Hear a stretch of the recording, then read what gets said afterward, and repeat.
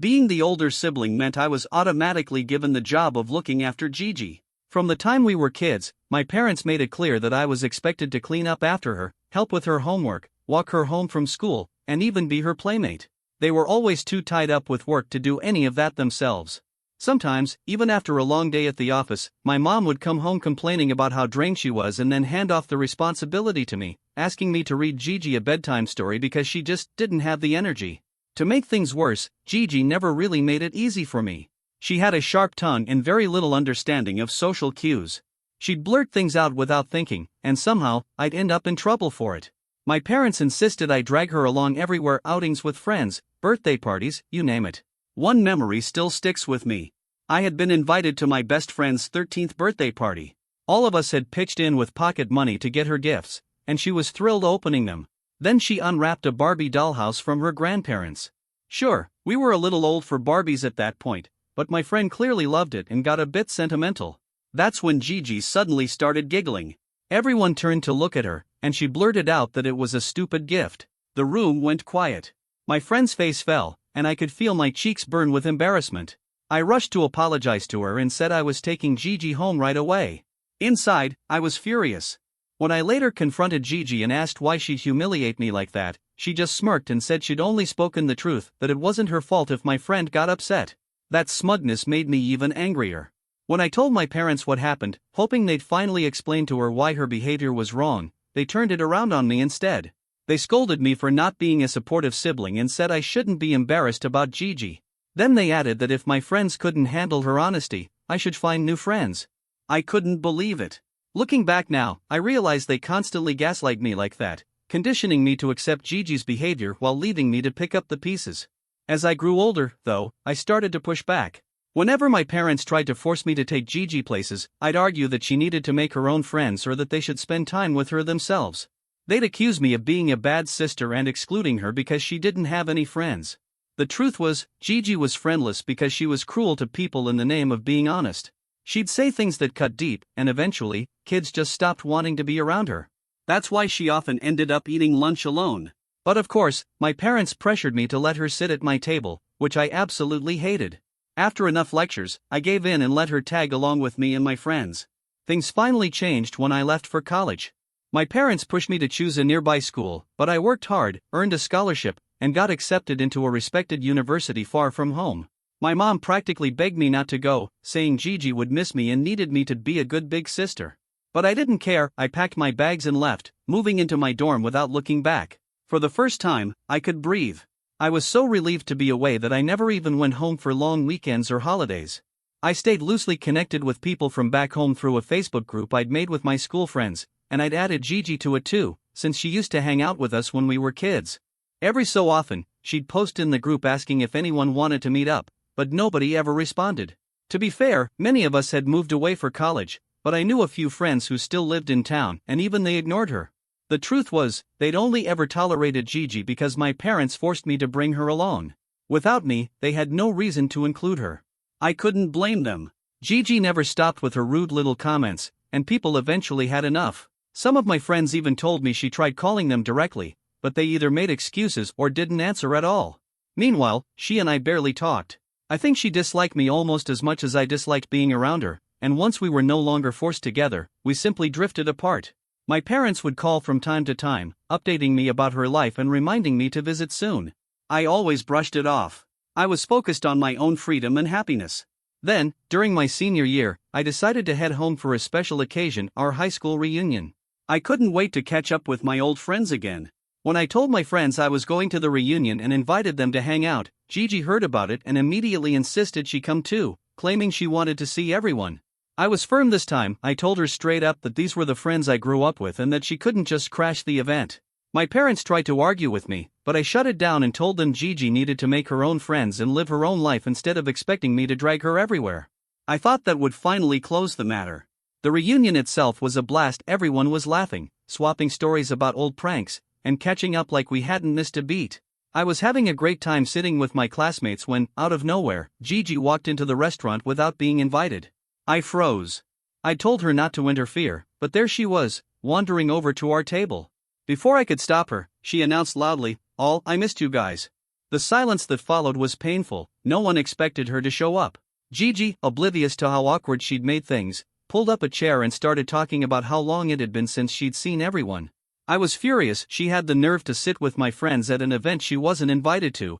My friends tried to be polite and made small talk, but I could tell from their faces that everyone felt uncomfortable and we couldn't speak freely. After lunch I pulled Gigi aside and asked her to go home, but she brushed me off, saying it wasn't a big deal and that she should be allowed to be there because they were her friends too. Her casual attitude pushed me over the edge and I decided she needed to learn a lesson. So I walked her back to the table and called the whole thing out in front of everyone. I wanted their take so Gigi would finally understand how embarrassing she'd been. I asked if anyone thought it was okay for someone's little sister to crash our reunion uninvited. To my relief, several friends agreed with me and said they were uncomfortable because they weren't close to her. My best friend, trying to ease things, told Gigi maybe they could hang another day, but today she should let the old classmates have their moment. Hearing that made Gigi flush with embarrassment, and I felt a little satisfied seeing her learn about boundaries the hard way. She shot me an angry look like it was my fault, then stormed out. That night, after I got home, my parents cornered me and said I'd humiliated her by kicking her out. I explained that no one wanted her there and that she'd barged in uninvited, so she owed me an apology.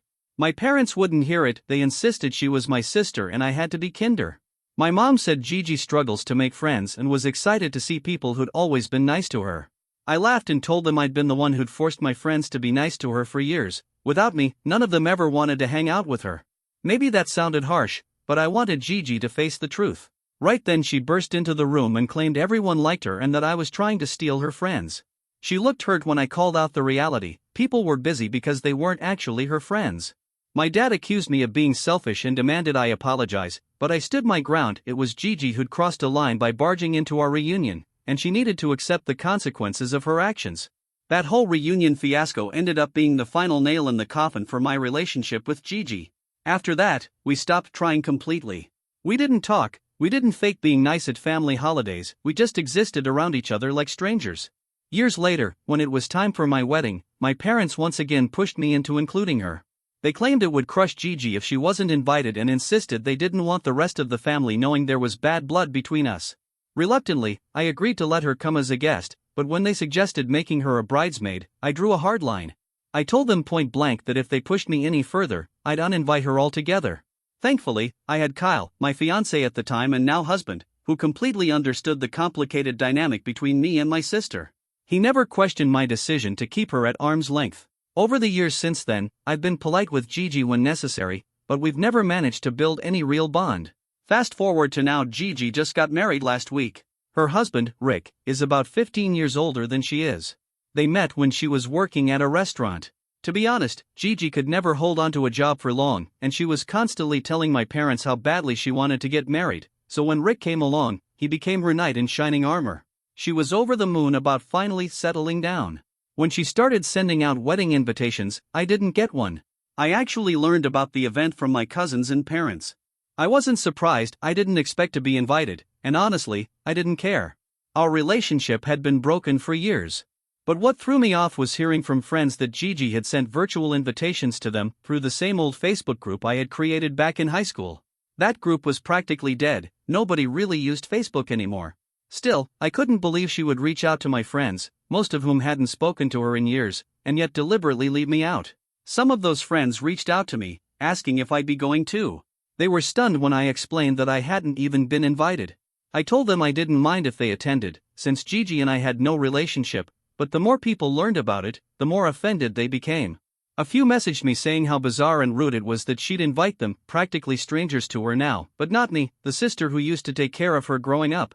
I tried to shrug it off and told everyone I was fine, but because she had publicly included them in that group and not me, it felt to them like a deliberate slap in the face. I confronted my parents about it, reminding them how they had forced me to invite her to my wedding for the sake of family. My mom immediately defended Gigi, saying it was her wedding and her guest list, and they couldn't interfere. I pointed out that Gigi had invited all my friends but excluded me, which made it look like a very intentional choice. But my parents, as usual, backed her up. They told me those people were her friends too now and she'd be thrilled if they showed up. At that point, I knew it was useless to argue with them, so I dropped it. On the day of her wedding, instead of sulking, I spent the day with Kyle and our little boy. Kyle could tell I was a bit on edge, so he took us to the beach, and we had a lovely time. I turned off my phone. I like having tech-free days with my family. But when I got home that evening and finally turned it back on, I was slammed with dozens of missed calls and messages from my parents and Gigi. I opened the last message from her, and my jaw dropped. She'd attached a photo and wrote that it was all my fault and that she would never forgive me for ruining her wedding. In the photo, several of my friends were wearing long, multicolored gowns that looked utterly ridiculous. One even had a feather boa draped around her neck, and another showed up in a floppy summer hat. They looked like they were dressed for a costume contest rather than a wedding. I actually chuckled out loud at how absurd it was. But Gigi didn't find it funny. When I finally answered her call, she immediately started screaming at me, accusing me of being jealous and claiming I deliberately told my friends to show up like that just to sabotage her big day. I tried to explain that I had no clue why they dressed that way, but she wouldn't hear it. According to her, I had orchestrated the whole thing. My parents soon chimed in too, saying they were disappointed in me and that I should have stopped my friends from dressing that way. Which is absolutely ridiculous. How could I possibly control that? Still, I started to feel uneasy. Maybe, just maybe, my friends had dressed up that way on purpose because they were upset Gigi hadn't invited me. If that was the case, then indirectly, it was kind of connected to me. I wasn't sure if I should clear the air or just let them all keep blaming me. But after thinking it over, I realized I needed answers. Kyle agreed. So I decided to reach out to my friends first. By then, pictures from Gigi's wedding had already hit social media, and the story was spreading fast. I set up a video call with them to ask why on earth they chose to show up like that. When I finally spoke with my friends, they surprised me by admitting the truth outright. They told me they had chosen those ridiculous outfits as a quiet protest against Gigi. Since the wedding invitation hadn't specified a dress code, they decided to use it as a chance to make a statement. They confessed that over the years, they'd grown sick of Gigi constantly trying to wedge herself into our group and even bad-mouthing me behind my back. They knew my parents often forced me to include her, and while they understood I was stuck in that position, they still hoped she'd eventually respect their boundaries. She never did. Her crashing our high school reunion had reminded them all over again of how pushy and irritating she'd always been. And when they learned she'd gone out of her way to invite them to her wedding while deliberately excluding me, they felt it was the perfect moment to send a message. To them, those flamboyant gowns and silly accessories were their way of saying, "You're not our friend, and we're tired of pretending otherwise." When I told them how Gigi had blamed me for the whole fiasco, they were genuinely apologetic. They immediately offered to send a group message making it clear that the choice had been entirely theirs and that I had nothing to do with it. I told them I appreciated their honesty and support. While their method may have been unorthodox, I understood the frustration that fueled their actions. I also told them that my only real concern was making sure my parents and Gigi realized I wasn't the mastermind behind it all. Sure enough, my friends followed through and sent a message in the old Facebook group, apologizing to Gigi and confirming that the costume party idea had been theirs alone. I know she saw it because instead of responding to them, she immediately called me again. This time, she accused me of manipulating my friends into covering for me. She yelled about how her wedding had become the laughingstock of the family and how photos of those outfits were spreading across social media. I listened as patiently as I could before finally telling her that she couldn't keep blaming me for something I had no hand in, especially when I hadn't even been invited in the first place. I reminded her that even after my friends had admitted I wasn't involved, she still chose not to believe me. At that point, there was nothing more I could do. I repeated that I had no interest in sabotaging her wedding day and that her issues with my friends were the result of years of her own behavior, not me. But she refused to accept any explanation that didn't fit her version of events, so I wrapped up the call. Kyle suggested that maybe my parents could help smooth things over, but I wasn't optimistic. Still, I agreed to try. Update 2. As expected, talking to my parents didn't help, it only made things worse. When I explained everything, they immediately shifted the blame back onto me. They argued that I should have controlled my friends and suggested that their outfits were somehow my responsibility. I tried to tell them I had no idea what my friends were planning, but they wouldn't listen. Just like always, they sided with Gigi and said I should have warned her. I was stunned. I reminded them that I wasn't even invited to the wedding, so how could I have possibly interfered? Still, they refused to believe me. The whole conversation left me feeling frustrated and completely misunderstood. It hit me then that resolving things with my family was probably impossible. Our strained relationship and their constant favoritism toward Gigi made a fair resolution out of reach. Thankfully, Kyle was there with me. He finally spoke up and told my parents directly that I wasn't the type of person who could ever scheme against someone like that, especially not my own sister. He reminded them that on the day of the wedding we were miles away at the beach, because we weren't invited, and that we had no idea about any of this until after the fact. My mom pushed back, accusing me of maybe planting the idea by telling my friends I wasn't invited. Kyle countered by pointing out that all I'd ever said to my friends was that I was fine with not being invited, and what they chose to do after that wasn't my responsibility. It became clear my parents weren't going to change their minds, so I ended the conversation. I told them I was done being Gigi's scapegoat and that after years of bending over backward for her, I was finished.